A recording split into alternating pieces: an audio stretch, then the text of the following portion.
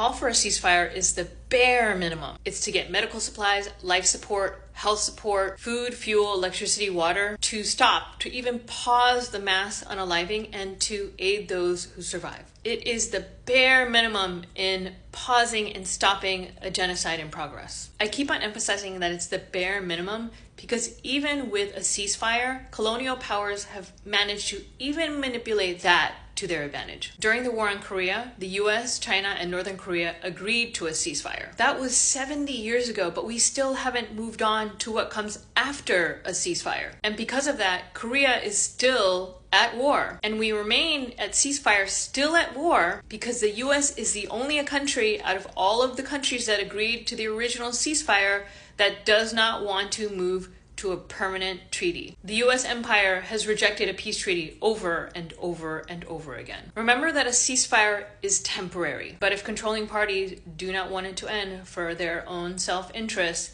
you might end up in an eternal ceasefire and forever war like Korea. Imperialist empires are doing everything they can. They're making every investment, every occupation in order to not relinquish their strongholds of Korea as a strategic position in the Pacific and East Asian region, and Palestine for the Western Asia region. So for Palestine, a ceasefire is immediately and urgently needed. It is the bare necessary minimum right now. And also, we cannot allow colonial powers to abuse that necessary stage. Palestinians have all of these stages in mind. Ceasefire now, and also the call is for an end to settler colonialism, an end to the occupation, land back, and liberation for all Palestinians.